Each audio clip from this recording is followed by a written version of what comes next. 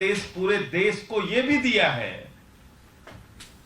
कि अगला 2024 का जो चुनाव हिंदुस्तान में होने जा रहा है वो चुनाव आम आदमी party versus Bharatiya Janata party होगा।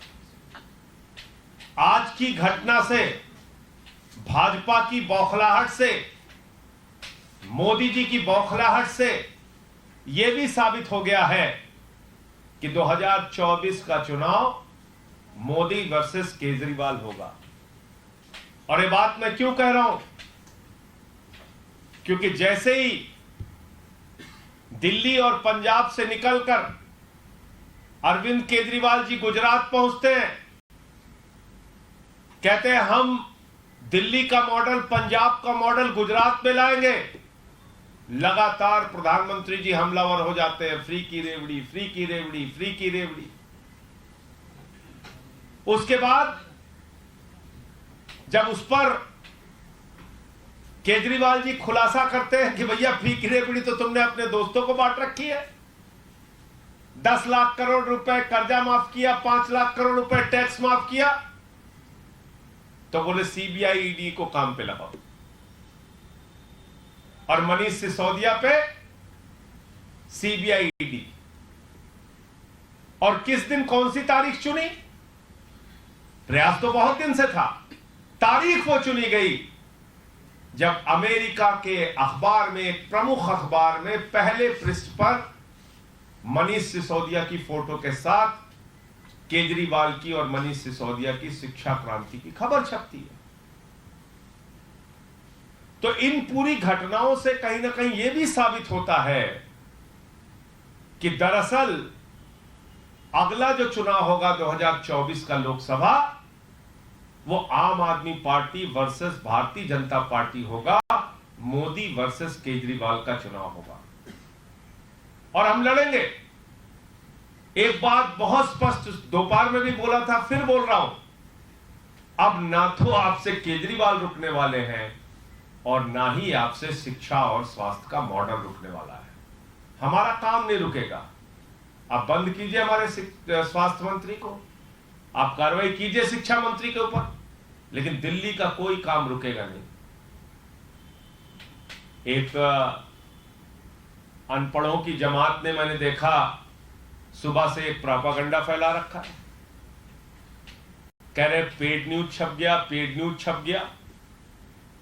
अरे भाई, उसी अखबार में, न्यूयॉर्क टाइम्स में, जहां मोदी जी के इतने दोस्त रहते हैं, उसी अमेरिका में कोरोना के मिसमैनेजमेंट की खबर छपी कि कितनी बुरी हालत मोदी जी की सरकार ने कोरोना के समय में देश की जिससे लाखों लोगों की मौत हुई। आप भी पेड़ छपवा लेते, अपनी तारीफें छपवा लेते। आपके पास कहां पैसे की कमी है? केंद्र की सरकार है, कई राज्यों में सरकार है। और अनपढ़ों की जमात क्यों कह रहा हूं? जिस खलीज टाइम्स का ये जिक्र कर रहे हैं, उसमें तो साफ तौर पे लिखा है कि न्यूयॉर्क टाइम्स के सौजन्य से यह खबर छापी गई है। तो जब वो अखबार ही लिख रहा है कि न्यूयॉर्क टाइम्स के सौजन्य से यह खबर छापी गई है, तो उसमें फोटो भी वही रहेगी, लैंग्वेज भी वही रहेगी, लिखने वाला भी वही रहेगा। जैसे आप अपने चैनल पे किसी दूसरे चैनल की वीडियो फुटेज चलाते हैं तो लिखते हैं उस चैनल का नाम की सौजन्य से इस चैनल के। अब अगर ये अखबार लिख रहा है, कह रहे नहीं विज्ञापन है, मतलब क्या है कि केजरीवाल के किसी अच्छे काम को देख रहे, ये गांधी जी के बंदर हो जाते हैं केजरीवाल के काम के मामले में। ना तो केजरीवाल का काम देखेंगे, ना सुनेंगे, ना कुछ बोलेंगे। जैसे ही केजरीवाल के सरकार के शिक्षा के, स्वास्थ्य के कोई अच्छे काम की चर्चा होने लगती है, तुरंत ये गांधी जी के बंदर हो जाते हैं। कहते हैं ना हम अच्छा काम देखेंगे, ना अच्छा काम सुनेंगे, ना उस पर कुछ बोलेंगे। ये हालत हो जाती है, गांधी जी के बंदर बन जाते हैं लोग। अरे गांधी जी के बंदर तो बुरा मत देखो, बुरा मत सुनो, बुरा मत कहो के लिए बने हुए थे। तुम तो केजरीवाल से दुश्मनी कर रहे हो। तो कुल मिलाकर मैं फिर यही दोहराना चाहता हूं, 7-8 घंटे से जांच चल रही है। एक नहीं 1000 जांच कराओ। पहले भी भाजपाइयों आपने जांच कराई थी, कई बार आपने जांच कराई थी। मुझे याद है ऐसे ही चीख चीख के चिल्ला चिल्ला के कह रहे थे जब अरविंद केजरीवाल जी के दफ्तर पे छापे मारे थे आपने, तब कहा था राजेंद्र कुमार का बहुत बड़ा घोटाला पकड़ लिया। क्या हुआ? 7 साल हो गए उस जांच का, कोई जवाब देगा?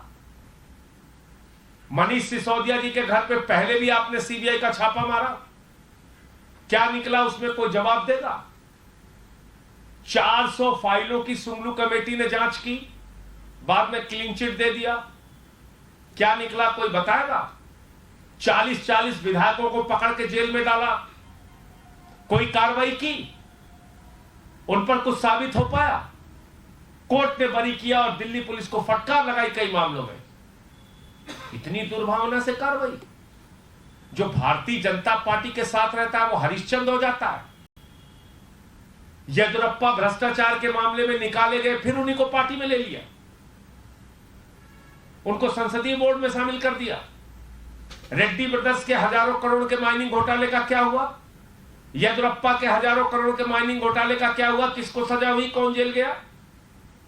क्या हुआ व्यापम घोटाले का जो हजारों करोड़ का घोटाला था? क्या हुआ नीरव मोदी का, मेहुल चौकसी का जो 20,000 करोड़ लूट के भाग गए, जिसको मोदी जी कहते हैं मेहुल भाई? क्या हुआ नितिन संदेशरा का 6,000 करोड़ लूट के भाग गया? विजय माल्या 9,000 करोड़ लूट के भाग गया? ललित मोदी 3,000 करोड़ लूट के भाग गया? क्या हुआ? हमने बताया कि कोरोना के समय में कई संस्थाओं ने, कई सरकारों ने टैक्स माफ किया, लाइसेंस फीस माफ की, हमने भी माफ किया। बार बार वही सवाल आप पूछे जा रहे हो। आपने तो 10 लाख करोड़ रुपए का कर्जा माफ किया, 10 लाख करोड़ रुपए का कर्जा, उस पर हिसाब आप देते नहीं। 5 लाख करोड़ रुपए का टैक्स माफ कर दिया, उस पर आप हिसाब नहीं देते। बताइए ना कितना कमीशन लिया उन लोगों से, कितनी रिश्वत खाई 10 लाख करोड़ रुपए राइट ऑफ करने की, कितनी रिश्वत खाई 5 लाख करोड़ रुपए का टैक्स माफ करने की, कितने। और इस वक्त